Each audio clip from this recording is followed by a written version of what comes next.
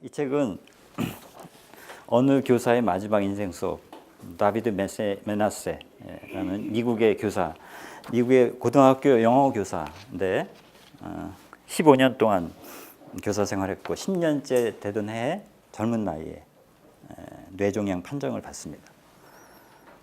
갑자기 막 이명이 들리고 이래서 진단 받아보니까 그거예요.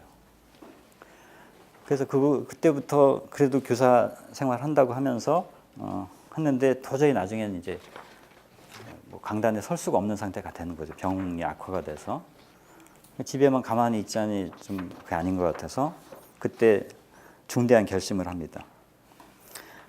의사들의 만류를 무릅쓰고 미국의 동부에서 서부까지 횡단을 해요. 100일 동안 31개 도시를. 그냥 여행이 아닙니다. 자기를 거쳐간 제자들을 만나러 가는 거예요.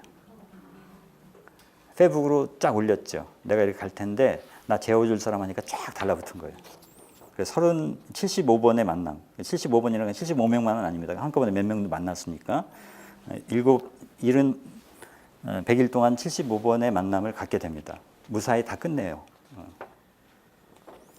그러니까 얘가 도대체 어떻게 살까 궁금하기도 했던 거죠. 근데 내가 가르친 제자인데 하면서 그 중에 이 책을 읽어보면 여러 가지 상황이 나와요. 자기가 이 친구 어떻게 사는지 진짜 궁금해서 찾아간 두 친구를 예를 들면 어떤 아이는 장문 시간, 영어 시간이니까 장문 시간에 우리로 하는 국어죠.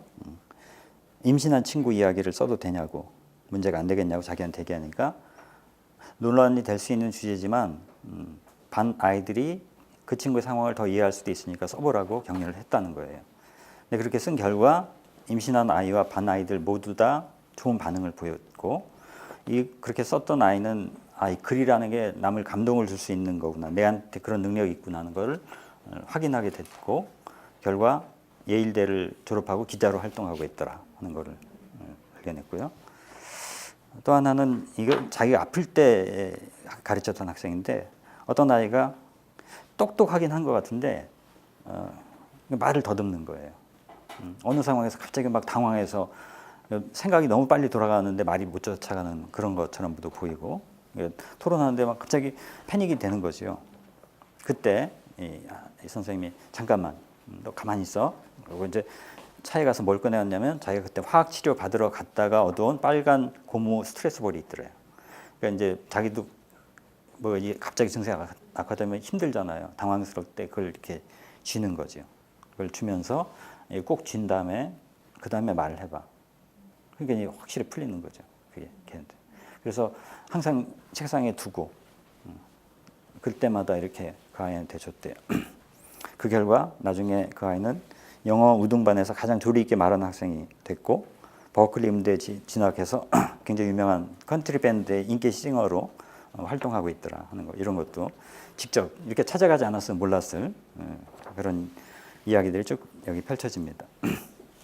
물론 모든 만남을 다 여기다 정리하지 못하고 있어요. 아마 갔다 와서 이걸 쓰는데 시간이 없었을 것 같아요. 너무 몸이 안 좋아서. 또 안타까운 건 그 와중에 여행 중에 아내가 이혼을 선고해요.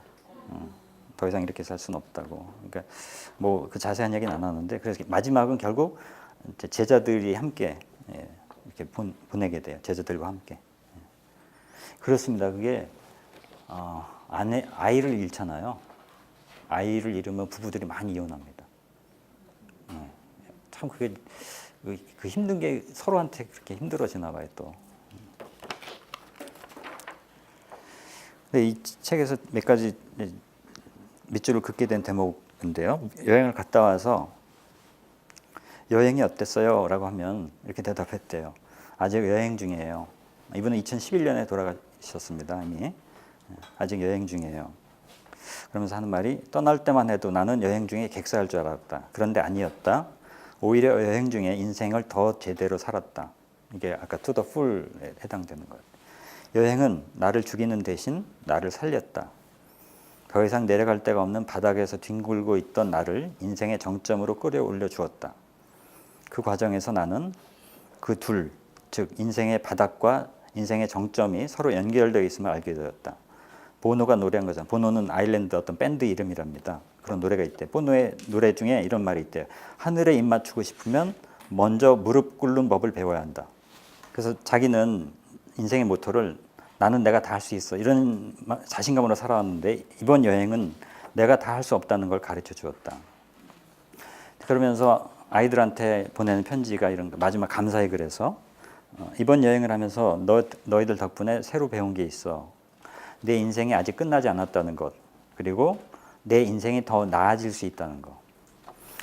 그런 귀중한 교훈을 가르쳐준 너희에게 무한한 감사의 마음을 표한다. 이러면서 마지막 글을 하는데요.